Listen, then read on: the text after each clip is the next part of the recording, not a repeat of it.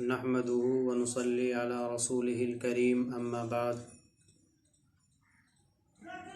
أعوذ بالله من الشيطان الرجيم بسم الله الرحمن الرحيم قال الله تبارك وتعالى في القرآن المجيد أقيموا الصلاة صدق الله العظيم.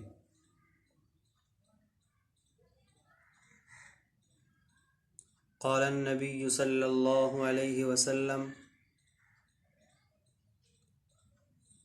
الصلاة عماد الدين فمن أقامها أقام الدين ومن هدمها هدم الدين أو كما قال صلى الله عليه وسلم. معزز سامعین حضرات، کسی مجبوری کے تحت آپ حضرات سے کافی دنوں سے روبرو ہونے کا موقع نہیں ملا،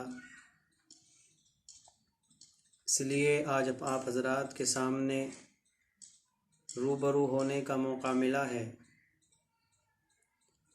نماز کے متعلق آپ حضرات سے چند باتیں بیان کرنی ہیں۔ نماز یہ ایک ایسی عظیم الشان عبادت ہے کہ آدمی جتنا قریب نماز میں اللہ تعالیٰ سے ہوتا ہے اتنا اور کسی عبادت میں اللہ تعالیٰ کے نزدیک نہیں ہوتا۔ لیکن آج ہمارے لوگوں کی اور ہماری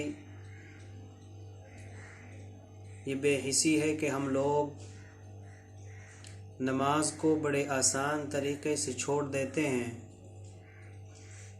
اور نماز کو چھوڑنے کے بعد ہمیں احساس تک نہیں ہوتا۔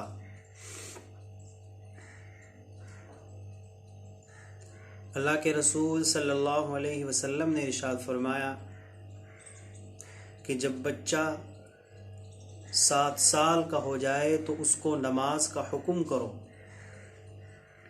اور جب بچہ 10 سال کا ہو جائے تو اب اس کو نماز کا حکم بھی کرو، اور اگر نماز وہ نہ پڑھے تو اب اس کی پٹائی بھی کرو۔ چونکہ نماز کے متعلق اللہ کے رسول صلی اللہ علیہ وسلم نے ارشاد فرمایا کہ نماز میری آنکھوں کی ٹھنڈک ہے، اور جو شخص نماز پڑھتا ہے گویا وہ میری آنکھوں کو ٹھنڈک پہنچاتا ہے، اور جو نماز نہیں پڑھتا وہ میری آنکھوں کو ٹھنڈک نہیں پہنچاتا۔ اور نماز یہ ایک ایسی عبادت ہے جس کے متعلق ارشاد ہے، اللہ رب العزت نے ارشاد فرمایا کہ اقیم الصلاۃ، نماز کو قائم کرو۔ لیکن بعض ہمارے لوگ ایسے ہیں کہ نماز پڑھنے کے لیے تو جاتے ہیں، لیکن نماز اتنی جلدی میں پڑھ کر کے آتے ہیں کہ جیسے کسی سے ہم نے قرض لیا ہو اور اس کو اتارنے کے لیے جا رہے ہوں۔ ہم نماز قائم نہیں کرتے، بلکہ ایک قرض جو ہم نے لیا ہوتا ہے ایسے ہم اس کو اتارنے کے لیے جاتے ہیں۔ اس طریقے سے مسجد کے اندر ہم جاتے ہیں اور جا کر کے فوراً اوپر نیچے ہوئے اور آ گئے۔ اللہ کے رسول صلی اللہ علیہ وسلم نے ارشاد فرمایا الصلاۃ عماد الدین فمن اقامها اقام الدین ومن هدمها هدم الدین۔ نماز دین کا ستون ہے، گویا جس نے نماز کو قائم کیا اس نے دین کو قائم کیا، اور جس نے نماز کو چھوڑ دیا، جس نے نماز کو ترک کر دیا، گویا اس نے دین کو گرا دیا۔ دین نماز کے لیے، نماز جو ہے وہ دین کے اوپر رکھی ہوئی ہے، دین نماز کے اوپر رکھا ہوا ہے، اور جب ہم نے نماز کو ترک کر دیا گویا ایک پلر جو دین کا تھا وہ ہم نے گرا دیا۔ اسی کے بارے میں ارشاد ہے، اللہ کے رسول نے ارشاد فرمایا کہ جس نے نماز کو ترک کیا گویا اس نے کافروں جیسا عمل کیا۔ من ترک الصلاۃ متعمدا فقد کفر، جس نے جان بوجھ کر کے نماز کو ترک کیا گویا اس نے کافروں جیسا عمل کیا۔ اس لیے میرے بھائیوں، نماز نہیں چھوڑنی چاہیے، نماز کو ہر حالت میں پڑھنا چاہیے۔ حضرت موسیٰ علیہ السلام کے پاس میں ایک عورت آئی، ایک عورت روتی ہوئی بلبلاتی ہوئی حضرت موسیٰ علیہ السلام کے پاس میں تشریف لائی، اور اس نے آ کر کے عرض کیا اے موسیٰ مجھ سے بہت بڑا گناہ ہو گیا ہے، آپ اللہ سے دعا کریں کہ اللہ میرے گناہ کو معاف کرتے۔ حضرت موسیٰ علیہ السلام نے ارشاد فرمایا کہ بتا تجھ سے کیا گناہ ہوا ہے تاکہ میں اللہ کے سامنے دعا کروں اور اللہ تیرے اس گناہ کو معاف فرما دے۔ چنانچہ اس عورت نے کہا کہ 2 سال کچھ سال پہلے، کچھ دنوں پہلے مجھ سے زنا ہو گیا تھا، اور اس زنا کی وجہ سے مجھے حمل ٹھہر گیا تھا، اور اس حمل کی وجہ سے جب وہ حمل ٹھہرا تو مجھے بچہ پیدا ہوا، میں نے اس بچے کو قتل کر دیا ہے۔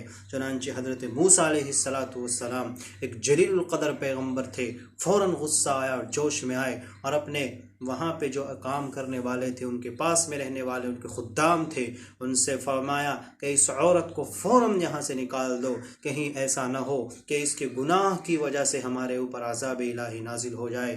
رحمت خداوندی جوش میں آتی ہے، حضرت جبرائیل تشریف لاتے ہیں اور آ کر کے عرض کرتے ہیں اے موسیٰ تم نے ہماری گناہ گار بندی کو واپس کیسے کر دیا؟ تم نہیں جانتے زانی اور قاتل سے بڑا گناہ گار جان بوجھ کر کے نماز کو ترک کرنے والا ہے۔ اللہ اللہ، جان بوجھ کر کے نماز کو ترک کرنا اتنا بڑا گناہ، زانی اور قاتل سے بھی بڑا گناہ، لیکن ہم لوگ زنا کرنے کو گناہ سمجھتے ہیں، قتل کرنے کو گناہ سمجھتے ہیں، ہم لوگ نماز کو گناہ ہی نہیں سمجھتے۔